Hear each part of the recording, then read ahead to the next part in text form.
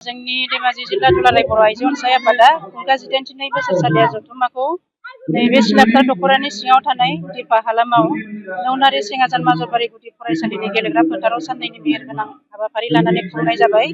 बिनिनो दिनै गेवलां मेल जोङो गेवलां मेलाव जोङो बेखेवगिरि महरै BKWSनि गाहाय मावफुं सोद्रोमा शिब सारखौ जोङो बेखेवनो थाखाय जोङो हांख्रायनानै लाबोदों। बिथाङा जोंनि गेवलां मेलखौ बेखेवनानै होलांबाय आरो जोङो गाहाय आलासि महरै जोंनि दुलाराय बर' आइजो अनसाय आफादनि गाहाय नेहाथारि मुस्रिमा आलारि ब्रह्म बिथांखौ जोङो बेवहाय गाहाय आलासि महरै जोङो बेवहाय मोननो हादों।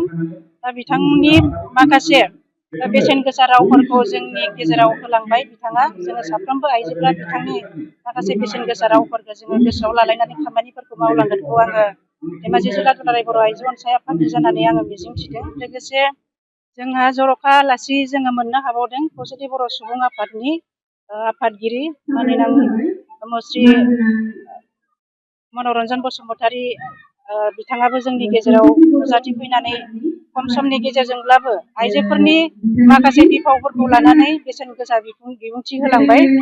लोगोसे जोंहा बे हाबाफारियावनो दुलाराय बर' फरायसा आफादनि सासे नेहाथारि मुस्रि बड'सा ब्रह्म बिथाङाबो जोंनि गेजेराव नुजाथिफैनानै माखासे आइजोफोरनि माखासे बिफावनि सायाव गुवारै बेखेवनानै होगोन बिथाङा दान्दिसेनि उनाव।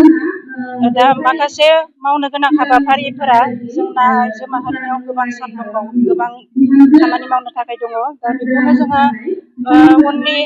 दिनैनि समाव माखासे हाबाफारि मावनो गोनां थालांदोंब्लाबो उननि फैगौ बोसोराव जोङो माखासे आइजोफोरनि जोंनि धेमाजि हालामाव जाय आइजोफोरा गावनि जौगासार सोलोंथाइ लानानै गोजौ बिफानाव मासि लानानै खामानि मावबोदों बा साख्रिआवला गासै जौगासार सोलोंथाइ लानानै साख्रि मावबोबाय। लोगोसे बिजनेस लाइनावबो आइजो माहारिया गोबां आवगायनानै दङ।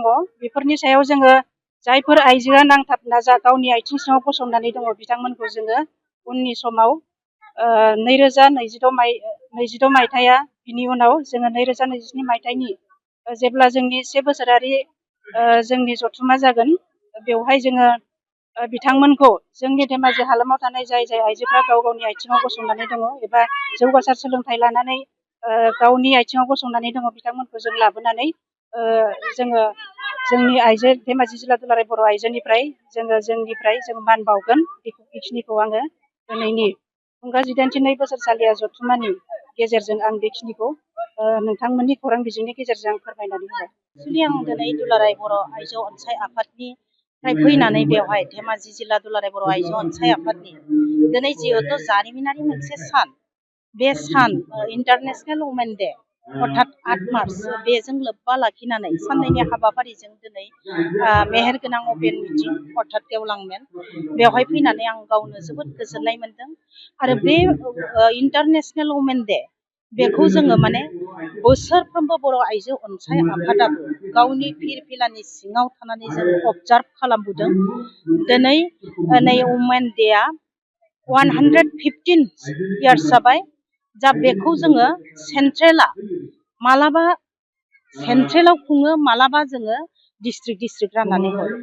थिग नैबे समावबो बे बेलायावबो जोङो दुलाराय बर' आइजो अनसाय आफादा जिल्लायै रानखानानै हरदों।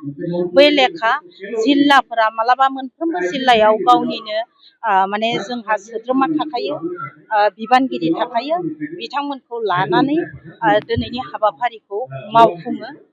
बिदि बै लेखा आंबो दिनै मिरु आबोबनि जानानै नैबे धेमाजि जिल्ला बे दुलाराय बर' आइजो आफादाव बाहागो लाफैदों।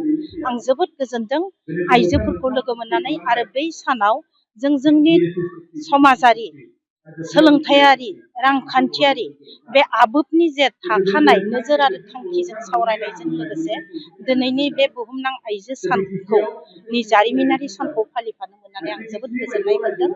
बे साननि गेजेरजों जोंनि दुलाराय आइजो माहारिया गावनि मोनथाय उदांस्रिनि थाखाय दिनैनि स्टेटास अर्थात दिनैनि थामोनथाखौ मोननायाव बे बारग'लांनाय सानफोराव जेरैबायदि संग्राम खालामबोदोंमोन बेखौ गोसोखांथि एबा गोसोखांनायनि सान। आरो सानसिनथों जोंनि आइजोफोरा दिनैनि सानखौ बे स्टेटासखौ मोनदोंब्लाबो जों दासिमबो उदांस्रि जाजोबनो हायाखै। जोंनि मोनथाय, जोंनि उदांस्रि, जोंनि मावफारि बेफोरो दासिमबो बेंथे जानानै दङ आरो बेनिफ्राय गासिबो जों उदां जानो थाखाय जोंनि आइजोनि गेजेरनिफ्रायनो सांग्रांथि जानो हायो आरो ओंखारबोनो हायो। बै थांखिजों जोङो दिनै बे मेलनि गेजेरजों सावरायनाय जादों।